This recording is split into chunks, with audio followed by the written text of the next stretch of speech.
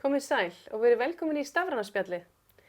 Í stafræna spjallinu ræðum við stafræna umbreytingu á mannamáli og förum yfir praktísk atriði sem gagnast fólki í lífi og starfi. Markmiðið er að auka skilning og opna augu okkar fyrir þeim tækifærum sem eru innan seilingar en við vitum hvar við erum að leita. Í dag ætlum við að kafa aðeins ofan í rafrænar undirritanir. Hvað þýðir að undirrita rafrænt? Hvaða þýðingu hefur það lagalega séð, hver eru tækifærin og hvernig lítur þetta út fyrir einstaklingum, fyrirtækjum og stofnunum. Bara hvernig lítur framtíðin út? Nú, til að taka spjallið rafrænar undirritanir er hingað kominn hann Arnaldur Axfjörð, vefstjóri öryggismála hjá embætti landlæknis. Vertu velkominn Arnaldur. Takk. Ég held að væri kannski rosalega áhugavert ef við getum byrjað kannski, ef við getum farið aðeins yfir kannski sögu rafrænna undirritana svona á Íslandi. Því að þetta er orðið svolítið löng saga, ekki satt? Þetta er orðið mjög löng saga. Og Íslandi byrjar alltaf upphaflega með því að það kemur tilskipun frá Evrópusambandinu 1999 sem byggir reyndar á staðlaumhverfi sem var mótað 1988. Og 2001 þá skilaði af sér nefnd dreifiliklaskipulag, sem kallaði dreifilikanefndin, skýrslu, sem kallaði eftir öryggisstefnu fyrir Íslenska ríkið. Það er eiginlega upphafið. Á sama tíma erum við að samþykkja lög í samræmi við þessa tilskipun frá 1999 sem eru gefin út nr. 28/2001 sem að fjalla sérstaklega rafrænar undirskriftir. Og þá kemur inn að rafræn undirskrift má ekki hafna henni á þeirri forsendu hún sé rafræn. Það verður að vera einhver aðra ástæða fyrir henni sé hafnað. Og í grundvallaratriðum lagði grunnur að þessu sem við kallum fullgildar undirskriftir sem hafa fulla stöðu gagnvart lögum. Þannig að gagnvart íslenskum lögum og þá jafnvel erlendum evrópskum dómstólum þá getum við undirritað pappíra rafrænt og það er jafngilt. Já. Þó ég skrif undir húsaleigusamning rafrænt og þá er það alveg jafngilt og að prenta út í þríriti og allir kveikti með penna. Já. Og raunverulega eins og segir stundum þú getur gett kapott með rafrænum undirskriftum ef þú vilt. Já, þetta kemur 1999 fyrst í tilskipun sem er svo lög nr. 28/2001. Síðan líður töluverður tími þangað til að Evrópa ákveður að gera reglugerð til þess að breyta þessu. Því að þetta voru bara rafrænar undirskriftir og þeir vildu taka tillit til þess að þú gætir hugsanlega verið með innsiglið, þú gætir verið með fleiri undirritunarhætti sem lögaðili, ekki sem einstaklingur.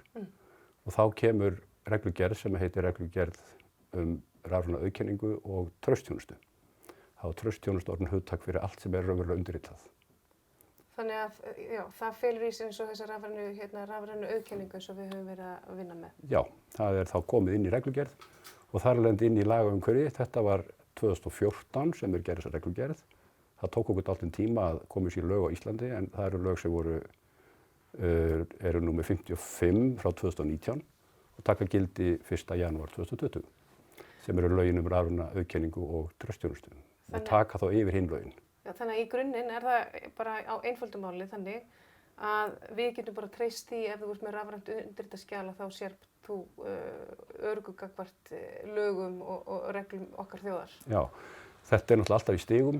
Við kallum þetta fullgildar undirskriftir ef þær hafa sem sagt lagalega stöðu til jafns við eiginhandar undirritun. Og það sem er merkilegt líka í lögunum er það að þú mátt ekki afneita rafræna undirskrift. Eiginlega alveg sem á hvaða stíg hún er. Bara vegna svona rafræn, þannig að hún stendur auðvitað fyrir lögum sem undirritun sem hún verður að meta á styrkleika hennar. Þannig að þetta eru jafnréttislög undirrituna? Já, og það er líka merkilegt að þetta er sem sagt á evrópsku lögum byggt á því. Þannig að okkar lög eru auðvitað bara að ramma inn þessa reglugerð sem við kallum EES-reglugerð. Og þar með erum við búin að ná samkomulagi í allir Evrópu. Ef við undirritum eitthvað á Íslandi, þá skal það hafa sama gildi í öðrum löndum eins og Íslandi. Þannig að við getum undirritað skjöl og sendu til Póllands eða Frakklands eða hvert sem er. Og þeir verða að taka mark á því.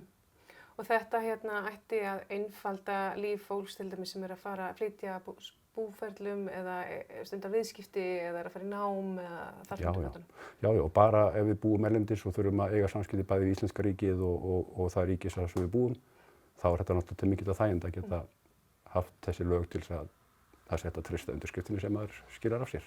Nákvæmlega, hvernig undirritað, þú kannski fáum þau til þess að sýna okkur aðeins og eftir, svona hvernig maður fer yfir, hvernig einstaklingur getur til dæmis undirritað en það kannski fyrirtæki og stofnanir oft með einhverju sérstaka samninga við fyrirtæki en sem sýnir okkur kannski aðeins og eftir hvernig einstaklingar geta Já. geta undirritað svona en það er nokkuð ljóst að það er alveg hægt að treysta þessu en vistast skjölin þá bara eins? Er þetta bara eitthvað skjal sem þú undirritar rafrænt og vistar bara á sínum staði í tölvunni? Eða? Já, í sjálfu sér rafræn undirritun ekkert annað en strengur sem búinn til með dulmálsfræðilegri aðferð, það er að segja hann dulritaður á einhvern hátt sem er tengdur skjalinu. Hann þarf ekki að vera hluta af því, hann raunverulega sjálfstæður sem strengur. Þannig að ef þú skila skjali til einhvers og þessum streng með, þá alltaf hægt að sannprófa undirskriftina. Vegna þess að dulritaði strengurinn tengir skjalinu á einhverjum hátt. Þannig að þá veistu að þetta skjal sem hefur verið undirritað og skjalinu hefur ekki verið breytt. Þú veist hver undirritar, hvenær hann gerði það og hvað innihaldið þegar hann undirritaði og þú getur ekki hrakið það sem skuldbindingu. Ekki einu sinni fyrir dómstólum ef það löglega gengið frá þessari undirskrift. En hvað hefur þetta, lögin eru undirrituð á þessum tíma, hefur þið fundið fyrir einhverju breytingu, það væntanlega ekki allir stokki á lestina og byrjaði að undirrita rafrænt. Við hjá Stafrænu Íslandi höfum fundið mikla aukningu, kannski er þetta einn af þessum hlutum sem kom út úr COVID, að fólk treystir betur kannski í svona stafrænum lausnum.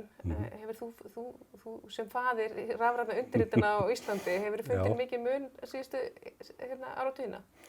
Já, ég hef fundið mikið mun Við byrjuðum að vinna í þessu í ráðuneytinu í fjármálaráðuneytinu, þá var farið af stað 2003 með verkefni sem átti að leysa þetta sem að þessi dreifileiknanefnd kom með, það er að segja að gera öryggisstefnu fyrir ríkið sem við köllum í dag vottunarstefnu, sem raunverulega sú stefna sem segir hvaða kröfur eru viðhafðar við útgáfu rafrænna skilríkja, sem náttúrulega forsendan til að geta verið með rafrænar undirskriftir, það er að vera með rafræn skilríki sem eru raunverulega rafræn vottorð.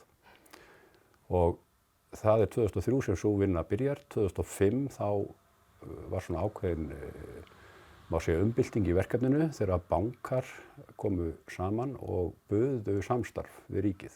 Það var nokkuð ljóst að fyrstu áætlanir voru þær að gera svona ríkisútgáfu en þá hafði náttúrulega Evrópa þroskast svolítið, innra markaðarhugtakið voru mjög sterkt, frjálsræði á markaði fyrir þessa þjónustu eins og margar aðrar. Þannig að menn voru komnir inn á það að þetta yrði að vera þannig að ríki frekar styddi einkaframtak í útgáfu endaskilríkja sem við köllum, það sem er að gefa út til einstaklinga og fyrirtækja. Þannig að þá var svo breyting 2005 sem var síðan að yfirlýsingu í mars 2007 milli banka og ríkisins, eða milli SBVF eins og það hét þá sem núna heitir Samtök fjármálafyrirtækja. Og þessi samningur 2007 var samningur almenna útbreiðslu og notkun á rafrænum skilríkjum. Og það var þannig að bankarnir ætluðu að hafa þetta á öllum debikortum sem voru gefin út á Íslandi. Þannig byrjaði íslenska ævintýrið. Áhugavert. Og síðan 2008, það sem var nú dálítið dramatískt ár út af fjárhagskreppunni. Út af dollu? Út af dollu. Að 8. október, sem 2 dögum eftir Guð blessi Ísland, yfirlýsinguna frá Geir Haarde, að þá ræstu við það sem við kölluðum stýrt tilraunaverkefni sem var fyrsti fasinn í innleiðingunni. Það var sem sagt bara algjörlega í miðri kreppunni og eðlilega gekk náttúrulega ekkert rosalega vel að keyra það verkefni í næstu mánuði. Þannig að ég sem verkefnistjóri fyrir þetta verkefni hætti til dæmis í janúar í því hlutverki. Það var bara ekki peningur eða vilji til þess að borga fyrir utanaðkomendur verkefnastjórn og ráðgjöf. En verkefni hélt samt sem áður áfram.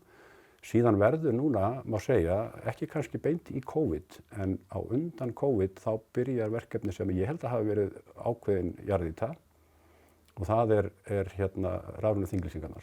Það sem að menn áttar sig á því að það er gríðarlega mikilvægt að gera bæði stofnunum og fyrirtækjum kleift að undirrita og senda á milli sín undirrituskjöl, það sem treysta undirritunni og innihaldinu. Og þetta kveikir aðeins í markanum. Það kom upp fyrirtæki sem fara að bjóða sig þjónustu og meðal annars undirritun yfir vefinn. Svo náttúrulega skuldaleiðréttingin 2011, eða hvenær hann var ekki 2011, það var mikið bylting líka vegna þess að þá var notuðu aðilar, bæði bankarnir og ríkið, tækifærið og innleiddu rafrænu skilríkin í farsímana sem gerði það miklu aðgengilegra fyrir alla.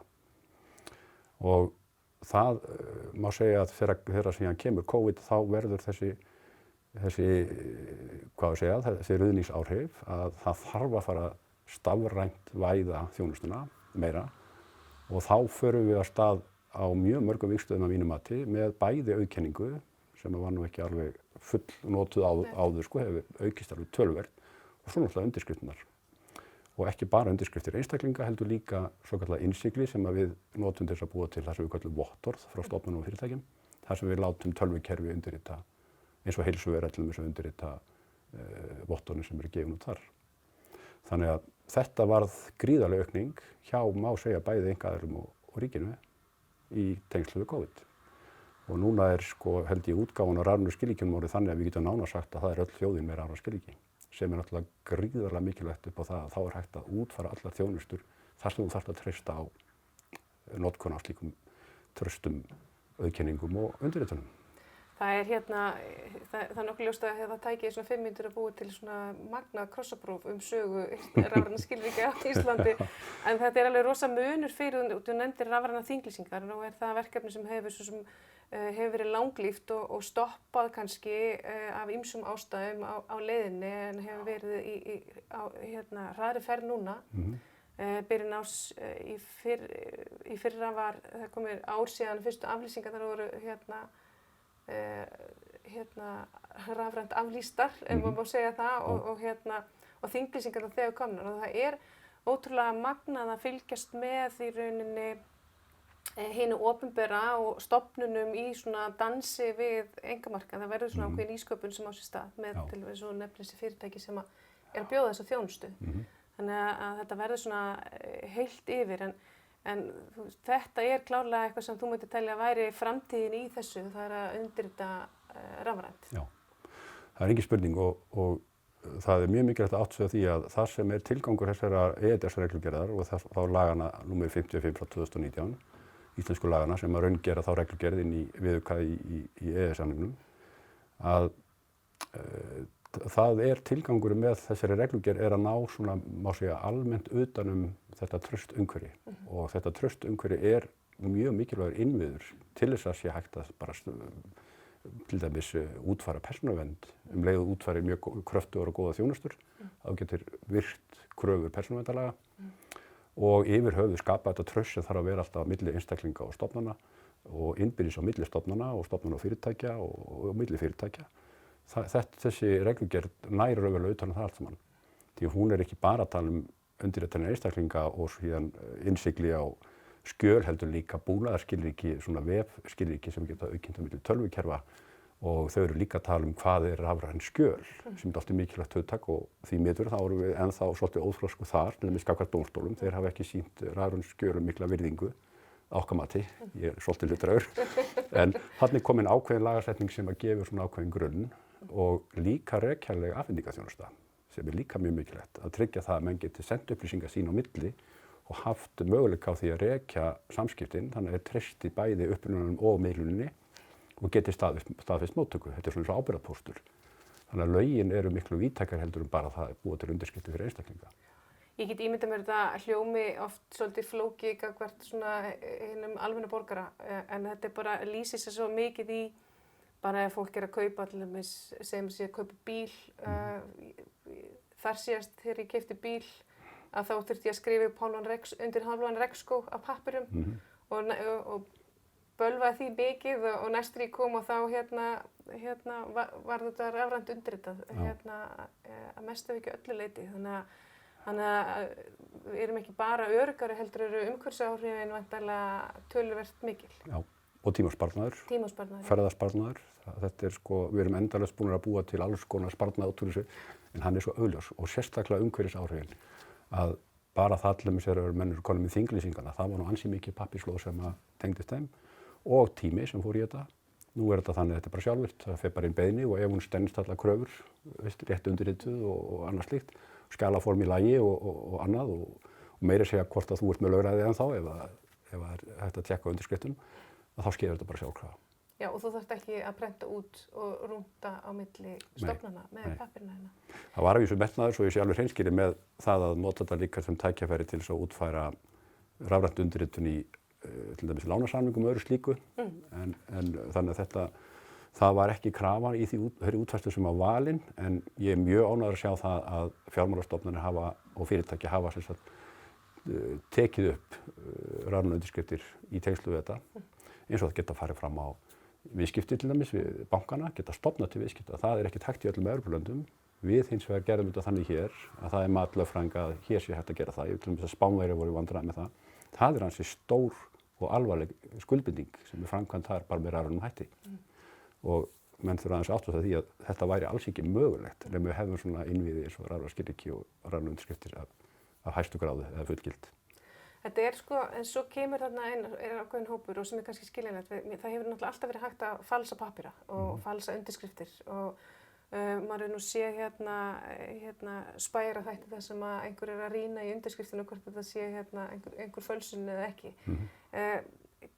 Hvernig stöndum við gagnvart því í þú nefndir rekjanleika áðan. Hvernig, það kannski eitthvað sem þú sýnir okkur í hvað gerist ef einhver fer að fikta í þessu? Já, það gott að hafa það í huga varðandi rekjanleika og öryggi að þetta byggir á rafrænum skilríkjum sem eru gefin út samkvæmt mjög ströngum kröfum í lögunum og útgáfaaðilinn sem bara einn á Íslandi sem auðkenni, þeir hafa ákveðna staðfestingu inn í Evrópusambandinu fyrir því að þeir séu að gera þetta á öruggan hátt. Þar af leiðandi fer þeirra útgáfa inn á það sem kallað er traustlisti í Evrópu sem menn geta unnið á móti til þess að staðfesta undirskriftir frá Íslandi. Þannig verða þeir með útgáfuna þannig að það er alltaf hægt að staðfesta hana. Sjálft skilríkið er vottorð, rafrænt vottorð sem að hefur ekki verið brotið upp ennþá. Það hafa komið áföll reyndar með útgáfu á rafrænum skilríkjum en það hafa verið ákveðin tiltekin, má segja tæknileg vandamál þar, menn hafa verið að velja svona undirsöfn og annað slíkt eða libraries eins og við köllum það á ensku sem hafa ekki alveg staðist kröfur í slíkri útgáfu þannig að það hafa komið áföll en þau hafa aldrei verið brotin upp. Og svona öryggið í þessu felst í því að þú ert ekki bara búin að fá vottor í hendurnar sem eru undirgengnu skráningarferli, þú þarft að mæta í banka og staðfesta hverju ert og allt það. Það er til að búa til öryggið og öryggisstigið í þessu vottorði. Að þú sért örugglega þú? Já, þú sért örugglega þú, því að það byggir allt á því, staðfestingu að þú sért sá sem að þú segist vera. Og það má ekki gleyma því, menn tala alltaf sko margra þátta auðkenningar til dæmis, 2 þátta eða margra þátta auðkenningar og þá menn að tala það að senda SMS í síman eitthvað svoleiðis. Rafræn skilríki eru full þátta, það er að segja að þau eru eitthvað sem þú ert, vegna sem þú þarft að koma á staðinn, þannig að þú ert raunverulega hér í lífrænu samhengi, ég getum orðað þannig, að biometric eins og menn kalla það. Þú ert líka með eitthvað leyndarmál, þú getur ekki beitt skilríkjunum nema að hafa pinnið og þú fær ekkert pinnið nema að vita pukkið sem að er dreift til í líka og þannig að þú veist nákvæmlega eitthvað leyndarmál sem þarf að vera, þannig að það er eitthvað sem þú hefur, neina eitthvað sem þú veist og svo eitthvað sem þú hefur. Þú verður að hafa skilríkin í símanum eða á korti og beita þeim, þá ert að ná öllum þessum þáttum í auðkenningu og það er forsenda fyrir undirskriftum að þú viti nákvæmlega hver undir þetta er. Þannig að sé ekki að vefengja, nei, þetta var ekki hann, þetta var einhver annar. Það er engin vafi, það var þessi einstaklingur, því að það er alltaf tjekkað á stöðu vottorsins leið og notar þau. Þá fer kall til auðkennis og auðkenni svarar og segir þetta vottor er gilt og þetta stenst allar kröfur. Þannig að þetta er ekki góð þróun fyrir þá sem hafa leyft sér að undirrita hver fyrir annan? Nei, þetta útilokar þá hefur ennþá staðist allar raunir, má segja, í því. En hvað kannski við komum að, þetta eru mismunandi hluti sem kannski hvernig snýra einstaklingum, fyrirtækjum og stofnunum. Ég meina fyrirtæki hafa verið að innleiða þetta mjög mikið og nefnir bankana mjög mikið og lánastofnanir. Kannski fyrst þar og einmitt á þeim stað sem að er verið að sýsla með hvað viðkvæmustu gögnin okkar, það er að segja peningan okkar. Við viljum vera svolítið örugg með að enginn fari í peningan okkar. Í kjölfarið, sérðu fyrir þér að fyrirtæki eigi eftir að fylgja fast og eftir og þá líka einstaklingar? Já, ég held að vegna þess að þú vilt veita stafræna þjónustu, það er bara, við erum búin að sjá það í COVID að þetta hefur gríðarlegt gildi og líka bara til að jafna aðgengi fólks að þjónustu. Því að það í COVID var búið til aðgengisvandamál, þú var settur í einangrun, þannig að það varði einhvern veginn að nálgast þig á stafrænan hátt. Og við erum búin að sjá það hvað þetta hefur rosalega mikið gildi þannig að bara hreinlega jafna aðstöðu og ef við horfum til dæmis á jaðarhópa, einstaklingar sem eru jaðarsettir einhver hluta vegna, fötlunar eða eitthvað slíkt, það er náttúrulega mjög mikil tækifæri því að geta boðið meiri stafræna þjónustu til slíkra einstaklinga og oft á tíðum geta þeir til dæmis notað rafræn skilríki í sínum búnaði, þannig að þeir geta kannski tjáð sig gegnum tölvubúnað eða svona stóðbúnað, þá er hægt að nota þetta fyrir þá. Og eins bara gera það mögulegt að fá sækjalla þjónustu sem í dag get ekki sótt ef þeir þurfa einhver hluta vegna að fara á staðinn. Með því að útvíkka stafræna þjónustu er þetta að ná til miklu fleiri einstaklinga og brjóta niður þessar hindranir. Þannig að ég held að einstaklingar sjá þetta er líka þægindi og búið að sýna sig að þetta er ekki flókið, fólk að nota þetta og gengur bara mjög vel að mínu mati. Og svo í þriðja lagi þá eru fyrirtæki og stofnanir að vakna svolítið fyrir því, tækifæri til þess að útvíkka þjónustuna og nýta þau tækifæri sem að þessi styrkleiki í öryggi gefur þeim kost á að veita. Sem dæmi í heilbrigðisþjónustu, við getum horft á bankana til samanburðar. Það er spurning um einhver hafi óvart aðgang á peningunum þínum eða geti stólið einhver eða eitthvað. Það er hægt að bæta það er hægt að láta krónu koma fyrir krónu. En ef þú lendir hins vegar í því að viðkvæmar persónuupplýsingar eins og heilbrigðisupplýsingar leka út eða einhvern hátt verða aðgengilega fyrir einhvern annan, þá er það óbætanlegt tjón. Þú getur ekki bætt það eða búið að opinbera upplýsingar, þú getur ekki dregið það tilbaka. Þannig að það eru rosalega viðkvæmir hlutir sem að tengjast mörgum þjónustur sem við viljum koma á framfæri og þar alveg er algjör forsenda að hafa svona innviði, og ég vil kalla þetta innviði, þetta er ekki tól, þetta er innviðir, byggja á tólum en eru innviðir sem að gera það verkum að allir aðilar geta stigið upp, einstaklingur fær miklu meiri þjónustu og það er að koma miklu fleiri þáttum inn í stafræna þjónustu heldur en hefði geta gert annars. Þannig að þetta er algjör forsenda að mínu mati. Mjög áhugaverð nefni, vegna að þetta kemur líka inn á við erum búin að fara yfir umhverfisáhrifin, svona einföldin líf fólks, það voru ekki rúnt á milli staða, pappírsnotkun, síðan er þetta líka orðið svona búsetu og fyrir þá aðila sem að margir vilja oft telja að þrengi að eins og fatlaðir einstaklingar, en þeir sem að geta ekki ferðast eins mikið, ekki eins auðvelt með að það er raun og verið tækifæri til þess að bæta þjónustuna þar. Já. Við hefum kannski eftir að fara yfir í seinni þáttum yfir bara eins og innritunar kerfi og svona umboðskerfi sem eru í vinnslu sem að eftir að auðvelda stofnunum til dæmis að sinna þessum hópum betur. En það hefur náttúrulega orðið gríðarleg framþróun í þessu en þetta bara eins og við förum yfir að þú getur búið hvað sem er á landinu og þú þurfur ekki alltaf að bruna í bæinn til þess að geta sótt einhverja þjónustu. Það er gríðarlega framför þegar maður heldur. Og svo held ég líka sem mikilvægt að koma inn á það að við erum að Evrópska efnahagssvæðinu og innri markaði. Við erum með eitthvað sem að er sem sagt evrópsk opinber þjónusta, það er að segja það að stofna fyrirtæki, sækja sér heilbrigðisþjónustu, bifreiðaskrá og ýmislegt annað á að vera sameiginlegt fyrir okkur sem erum í Evrópu. Og þess vegna er rosalega mikilvægt að ná líka að útvíkka þjónustuna yfir landamæri sem er forsenda með þessu. Og það er mikið að ske bæði í Evrópu og flestum Evrópuríkjum í uppbyggingu á því, þannig að verði virkilega landamæralaust hvað þetta varðar. Engar hindranir. Og það er eitthvað sem að nýtist út af því að við erum búin að setja kannski svona 3 flokka, við erum að stofnanir, fyrirtæki og einstaklinga, en það er alveg allur inn- og útflutningur og þarfnir göttunum. Þetta nær alveg niður á maður getur alveg tekið þetta síðan niður á og kannski ágætt að við myndum kannski bara að við myndum fara yfir í hvernig maður svolítið gerir þetta, við myndum kannski bara hugsa þetta út frá einföldustu mynd að ég ætla að leigja þér íbúð og við myndum gera húsaleigusamning okkar í milli. Þá þarf ég ekkert endilega að vera í viðskiptum hjá einhverjum, ég þarf ekki að vera, maður er oft vanur að vera kannski inn í fyrirtæki eða inn í stofnun þar sem er einhver ákveðin samningur í gangi. Já. Ég veit að gegnum ríkiskaup hafa stofnanir aðganga útboði hvað varðar rafrænar undirritanir og fleira þvíumlíkt. En sem einstaklingur þá ættir að geta gert ýmislegt bara ef þú átt tölvu og rafræn skilríki. Já, sko það er annars vegar eru rafræn skilríki á farsímum, eins og ég sagði, það er ennþá verið að gefa út á kortum. Það er örlítill mismunur á því hvernig hægt er að beita þessu þar.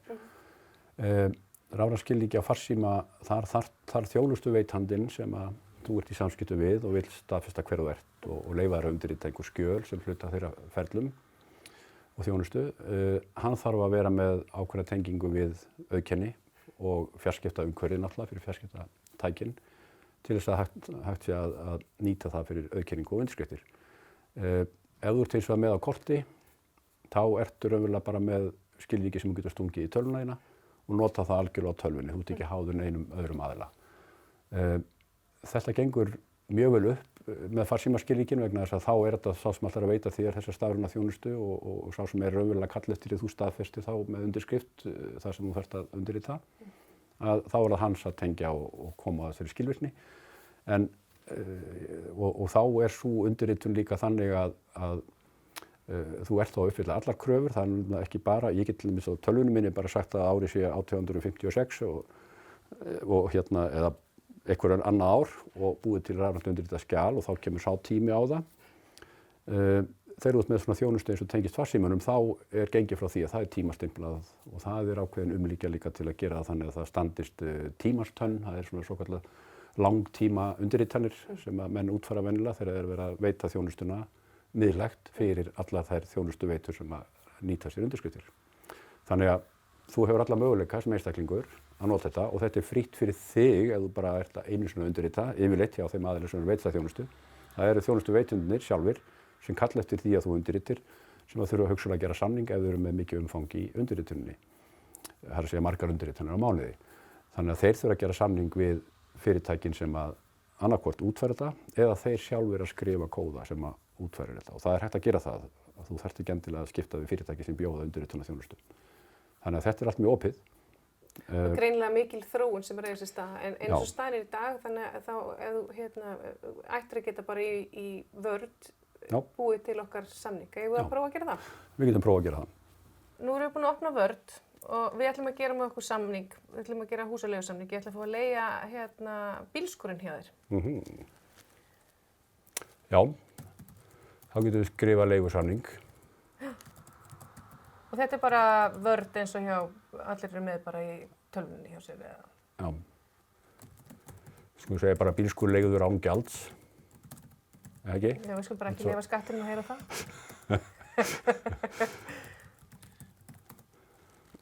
Og þá myndum við að setja hérna eitthvað og Vigdís sem er þá nöfnum af þeim sem eru að undirrita. Hérna er ég með rafrænskilríki á korti sem er aðeins öðruvísi heldur en það sem er á farsíma. Ég get notað þetta í tölvunni án þess að vera í tengdu við einhverja þjónustu. Og þegar ég stingði hérna í tölvuna þá kemur það upp hérna í því sem kallað er Nexus Personal sem er rekill fyrir það.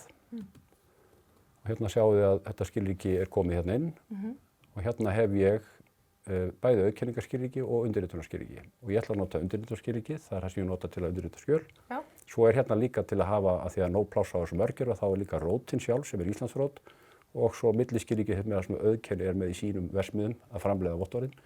Það er milliskilríki þeirra og það heitir fullgilt auðkenni, frumlegt nafn, sko. Ok, ég feikna alltaf nokkur spurningar hjá mig. Þegar þú segir Íslandsrót, hvað þýðir Íslandsrót?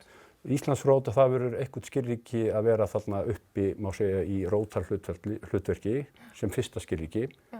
Þannig að í öllu svona skipulagi, sem við kallum dreifileikla skipulag, sem er útgáfu skipulag fyrir rafrænskilríki, að þá er einhver rót og hún er sjálfundirrituð því að þú getur ekki byrjað á einhverju nema að sé þá eigin skapað, sjálfskapað.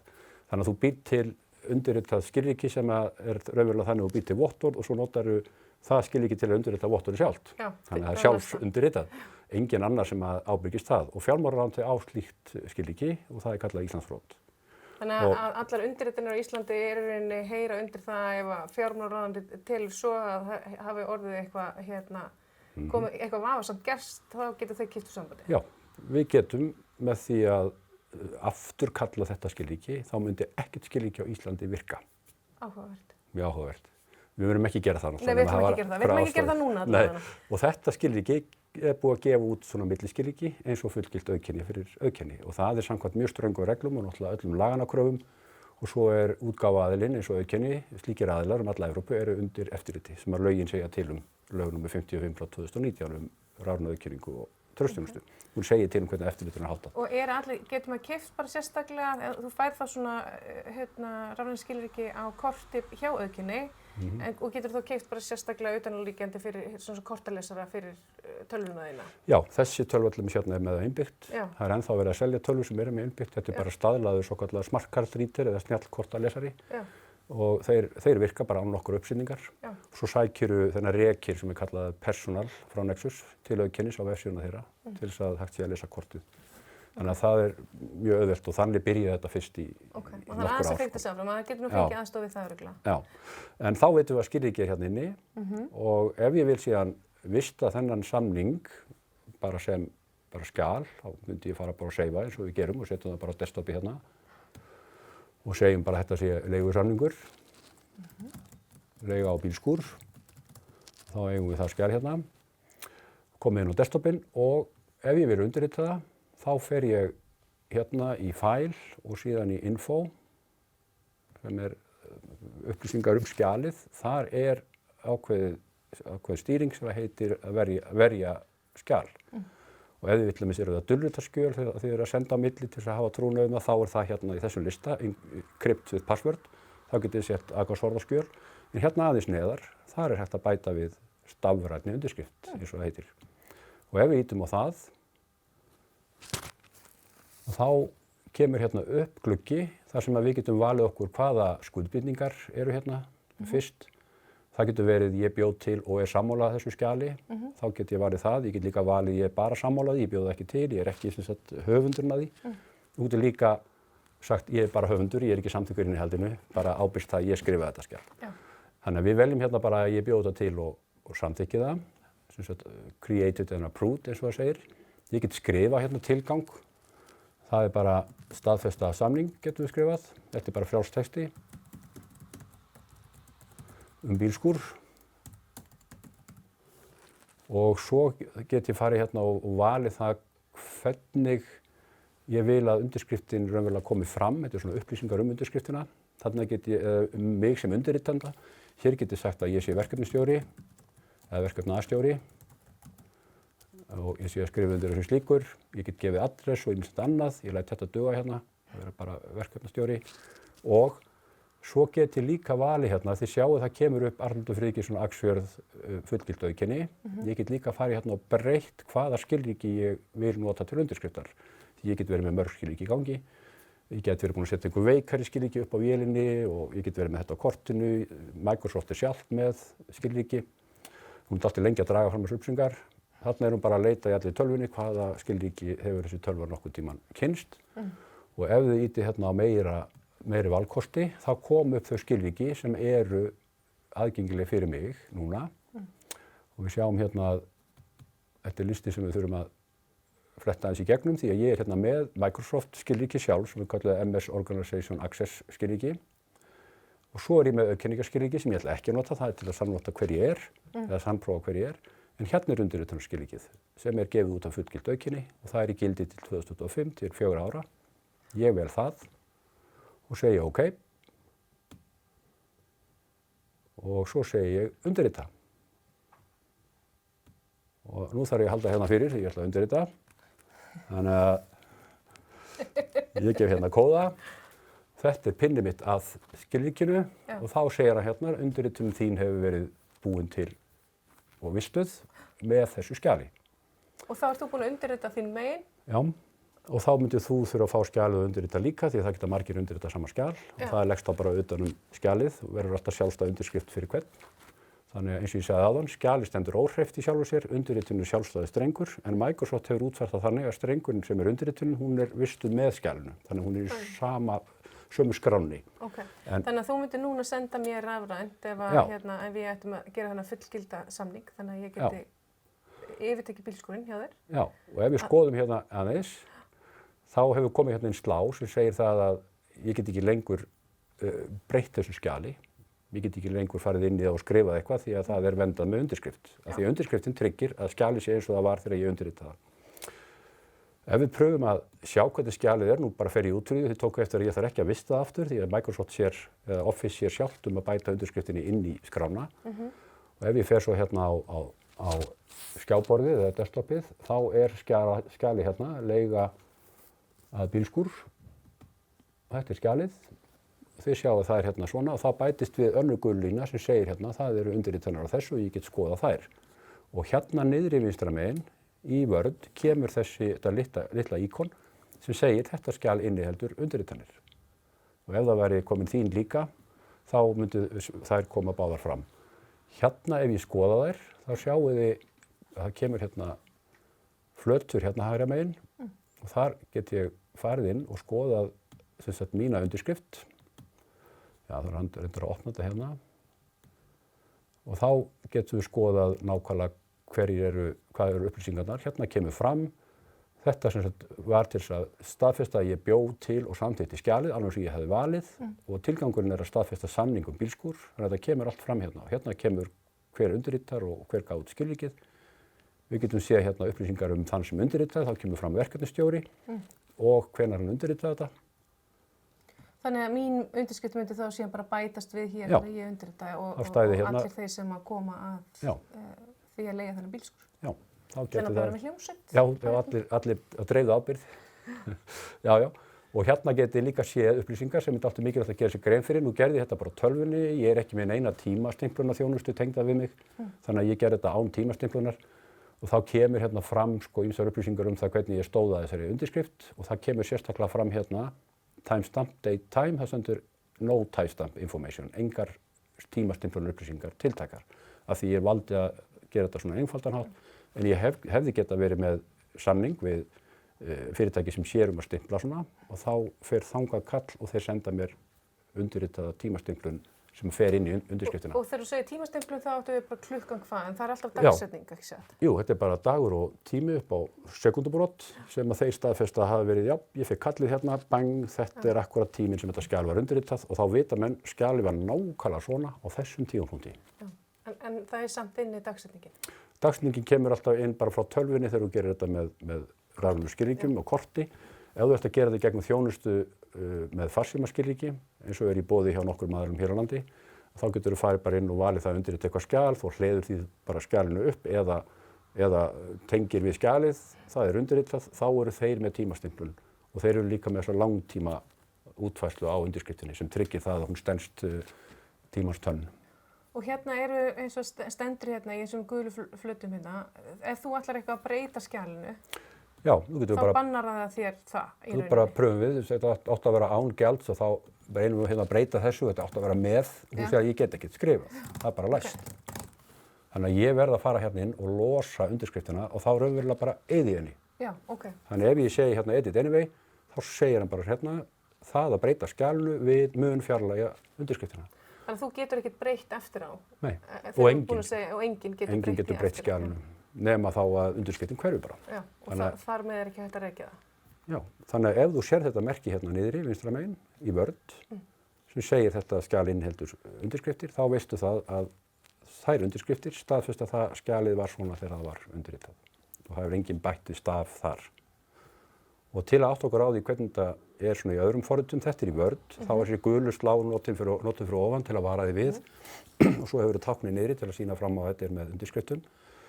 Ef við opnum til dæmis hérna skjal sem er gert í PDF, bara sem dæmi, þá sjáum við hérna bláa slá hérna yfir og það er íkon, þetta er bara í PDF, þetta er bara Adobe Acrobat lesarinn, þetta er readerinn og þá sérðu bara tákn hérna, grænt tákn, svona checkmark sem að segir þetta sé undirritað og að undirskriftirnar séu gildar. Þess vegna kemur grænt merki hérna.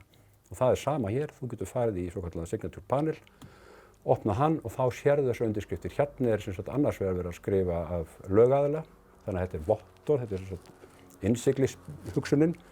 Skjalið er sem sagt tekið og undirritað með svokallaðri útfæri undirskrift sem er ekki einstaklingsundirskrift heldur þá einhver lögaðili og svo er hérna til þess að styrkja þessa undirskrifta því þetta er bara kerfi sem er svona almennt í sölu hjá fyrirtæki sem heitir GlobalSign í þessu tilviki, það er til fjöldi fyrirtækja sem framleiða rafræðskilríki eins og það sem við þekkjum fyrir HTTPS og það allt saman, SSL og til þess að gera öruggar tengingar. Þetta eru fyrirtæki sem framleiða líka svona vottorðaskilríki eða innsiglisskilríki og í þessu tilviki er þessi aðili hér sem er að undirrita líka, þetta er ekkert annað en bara kerfi hjá þessum söluaðila sem tengist við traust Microsoft. Þannig að þannig bindur þú þessa undirskrift við mjög víða staðfestingu, það er svo ekki allir staðfest. En þetta er reyndar ekki fullgilt.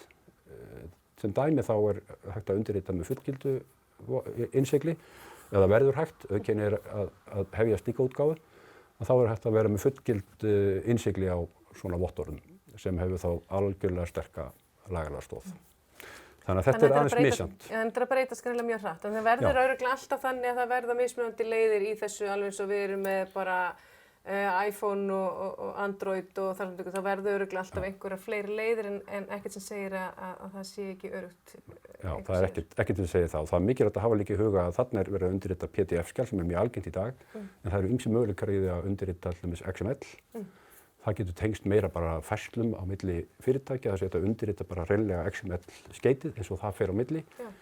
og það er líka hægt að vera með það sem við köllum svona dulmáls undirritun sem er þá raunverulega fyrir alla tegundir skjala. Þá er þetta raunverulega bara meðhandla þetta eins og tölvuskjal. Þú ert ekki að gera ráð fyrir einhverju formi. Það er kallað CMS-skjöl sem eru kryptografísk skjöl. Þannig að það eru til þessar 3 grunnaðferðir. PDF er sérstök, XML er sérstök, en svo er bara almennt fyrir tölvuskjal sem hefur ekki annað form í sjálfu sér. Það er bara upplýsingar, já. Þannig að ég held að í framtíðinni þá munum við sjá miklu meira slíku vegna þess að það er eðlilegra í ferlum að vera ekki alltaf að búa til PDF til að gera eitthvað. En fyrst og fremst í tengslu við einstaklinga þegar það þarf birtingaformið þá setur við PDF en ef þú ert að undirrita bara gögn sem flæða á milli í einhverju ákveðnu gagnalegu formi þá mun það vaxa verulega að menn átti sig á því að það er hægt að undirrita hvað sem er. Þú nefndir áðan líka að það er hægt að gera svona dulmál eins og í völdinni, þetta er svona spæjaraleiðin, þar sem ég get skrifað einhver leyndamál til þín og sendir undir þetta rafrænt og þú þarft að hafa kóðan til þess að geta lesið það. Já, og það er svo skemmtilegt í þessu kerfi að þetta byggir raunverulega akkurat að þessu einfalda. Þú getur sendt stuttan texta, bara ákveðið það, já, heyrðu, ég sé að þessi hinum minn mér aðra skil ekki. Best að finna út hverju dreifilíkillinn hans sem er svona ákveðið kennimark í þessum heimi. Má segja kennitalan þín fyrir rafmagnsskilríki og það er bara opinber lykill, það geta allir fengið vita hver er minn dreiflykill. Þú getur tekið strenginn, einhverja setningu, dulritað með mínum dreiflykli og þá veistu það svo eini sem getur dulráðið hann, það er ekki dreiflykillinn minn, þú getur notað hann. Þetta er dulritað þannig að það er eingöngu einkalykillinn sem tengist dreiflyklunum sem getur lesið. Þannig getur þú sendt mér algjört leyndamál. Og þetta er grunnurinn á bak við auðkenningu því að þú segir bara hei, segist þetta Vigdís og vera eitthvað. Ok, pröfa að senda inn í streng hérna. Marja átti lítið lamb, sko. Og þá tekur þú og segir, já, heyrðu, ég get dulritað þennan streng hérna og sendir mér hann tilbaka, dulritað hann með einkalyklinum. Þá getur engis dreiflykillinn sem ég þekki dulráðið strenginn, að þetta virkar í báðar áttir, hvort sem þú undirritar með dreiflykli mínum eða með einkalyklinum mínum. Og þá get ég ráðið hann með dreiflyklunum mínum og séð að þetta er sami textu ég sendi sem þýðir það, textin fór til þín, þú dulritar hann með einkalykli, ég gat lesið hann og séð hann er nákvæmlega eins sem þýðir þú breytir honum ekki og ég veit nákvæmlega þetta er þú. Það getur engin annar hafa dulritað hann með einkalykli heldur en þú.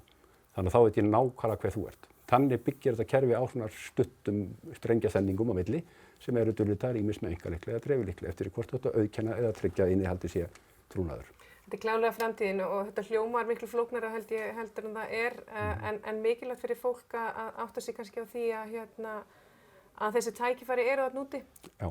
Og hvetja fólk til þess að kynna sér þetta, vegna þess að eins og við hefum komið inn á, þetta hefur jákvæð umhverfisáhrif, þetta sparar tíma fólks og þetta eykur jafnvel bara öryggi þeirra gagna sem við erum að reyna að senda á milli og hjálpar þeim sem búa erlendis eða út á landi að sækja betri þjónustu, sækja aukna þjónustu og þar sem þetta götunum. Þannig að þetta er klárlega bara skref í rétta átt. Ég vona að við Arnaldur höfum ekki farið of djúpt í flækjustigi sem er á baki rafrænna undirritana og hvetjum ykkur eindregið til þess að kynna ykkur þetta því að nóg er bæði fyrirtæki og einkaaðila sem að geta aðstoða fólk við að kynna sér þetta. En þetta er klárlega framtíðin og þetta er klárlega eitthvað sem einfaldar líf ykkar allra. Ég hvet ykkur til að kynna ykkur þetta. Takk fyrir þetta.